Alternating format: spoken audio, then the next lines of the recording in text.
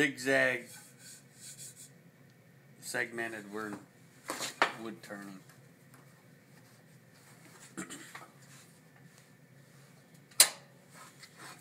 .22.5 degree.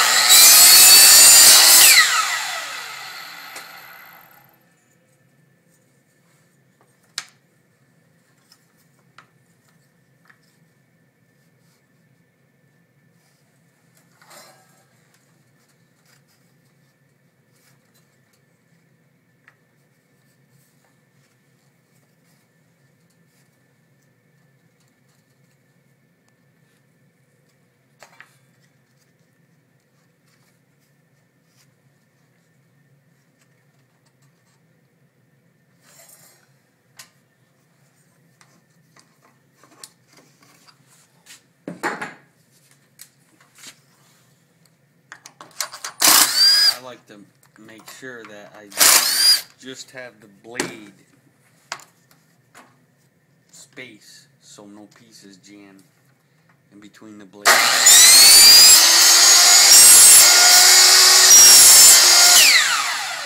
So what I'll do is I made a fence that I can adjust the fences. Make sure these are parallel.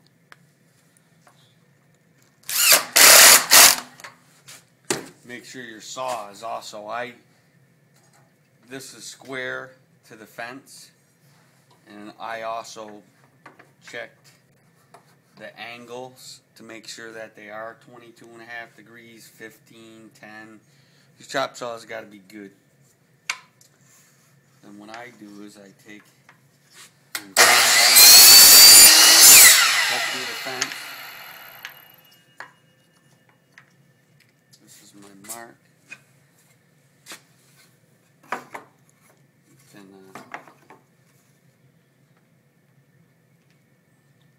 use whatever you want for a stop.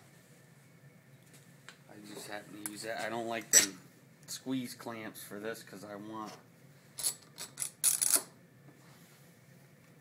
my stop to stay where it's supposed to be. So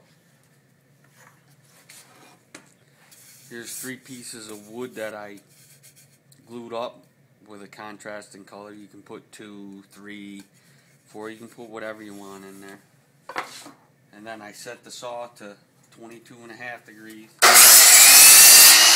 going to make sure that this is set at the right angle. And then I'm going to start cutting some segments.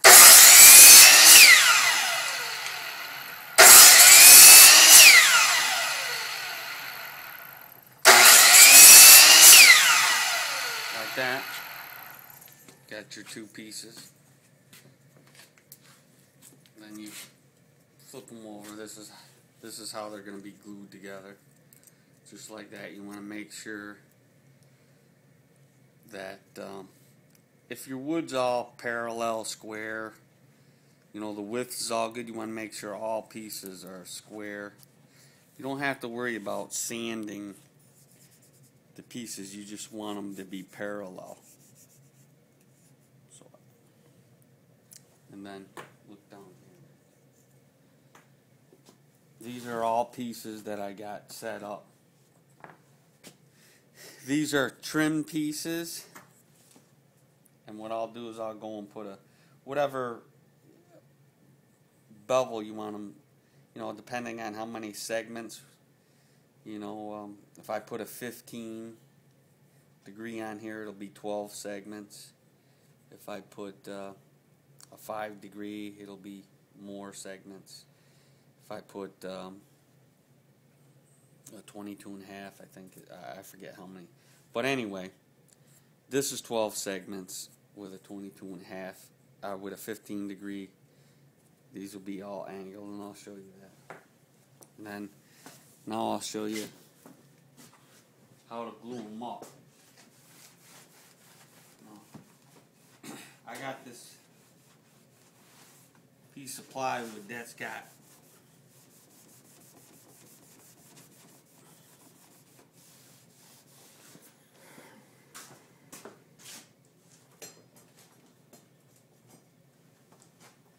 clear on it. So if you get glue or anything on your piece, it comes off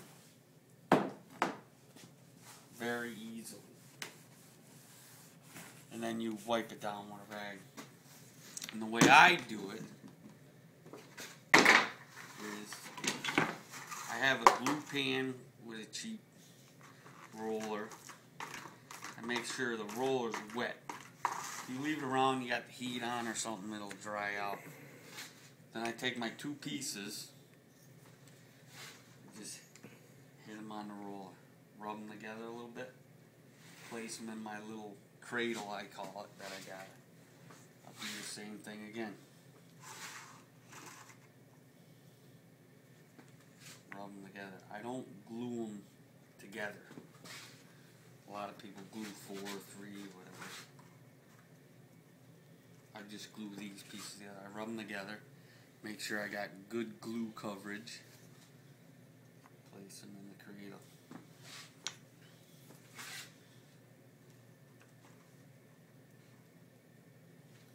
Good glue coverage. Rub them together a little bit.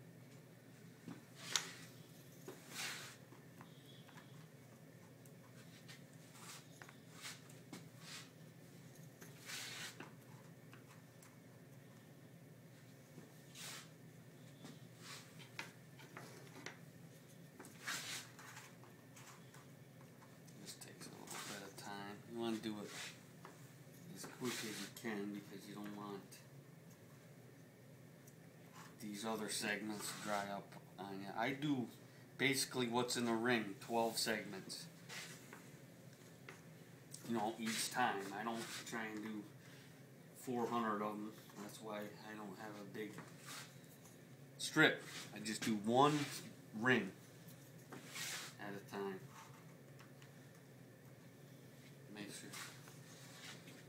Actually, this is a ring and a half, sorry. But, you know, if I wasn't filming with my phone, which is not the greatest thing, but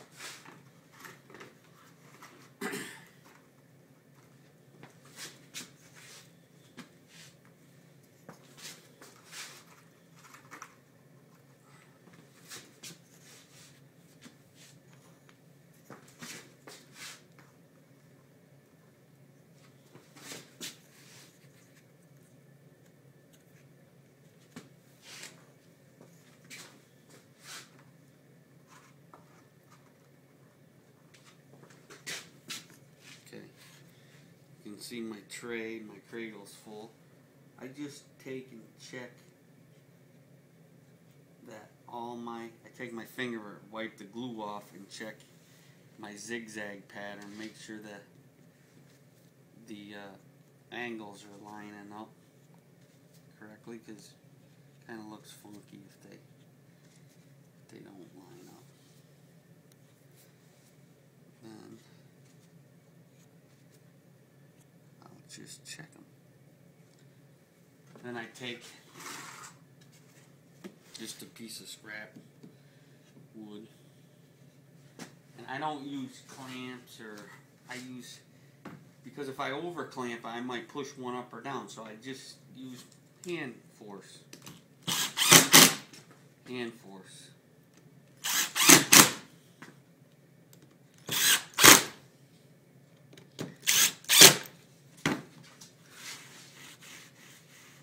Just wipe the glue off a little bit. Then, oh my God, how much of this baby you doing? You can see is I got some glued up already. So what I usually do, these been sitting for like an hour. So I'll just lay them on a flat surface.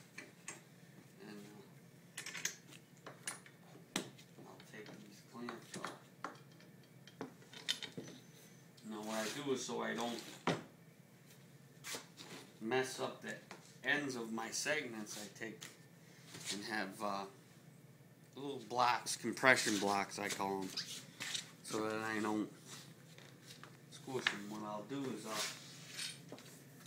I wipe the glue off so I don't have a big mess in it, and my segments will sit square on the fence of the saw when I cut the miter on the segments. What I do, I like to make sure that the clamp is all the way out so that you don't have a lot of travel. And then I just kind of center the clamp, and I'll tighten it down. You don't have to give it a lot of force. But, I mean, you don't have to yarn on it like crazy. Then, so that's clamp glued. And then what I do is I take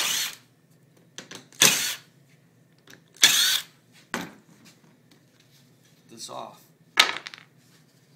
Now, this has got some glue on it, so what I do is I'll take it like this, flip it over. Now I'm wiping the glue off because I want this to sit on my fence flat. But if you look at that, all the points line up on the segments. Then I'll put it aside and let it dry for like an hour or so. Then I take these segments, and some of them might be stuck together because you got a little glue residue, but I just break them apart a little bit. Like this, some guys use newspaper in between them, and they glue these and they rip them through the saw. I like to do it this way. Now what I'll do is I'll take these over to the chop saw.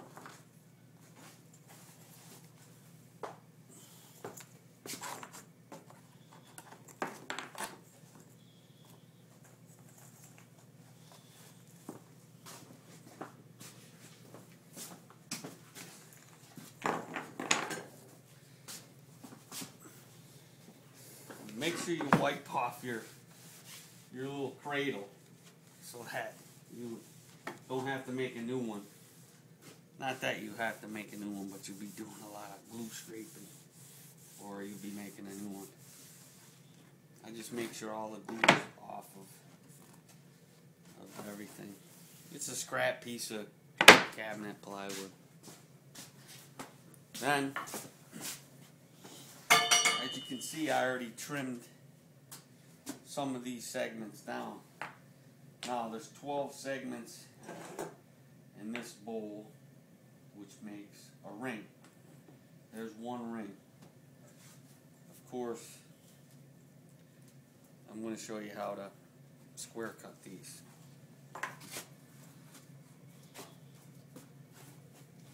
So if you're like this and you got some ring set up and you don't have the other six, you want to make sure that you put your rings together, line your points up, mark your piece, because you want them, remember, you want them all to be the same, so when in your ring everything lines up, all your points line up. So what I do then is I set my saw back to 0.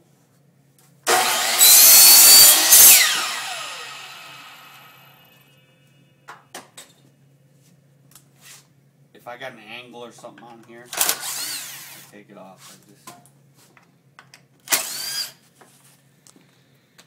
What I do is I just move.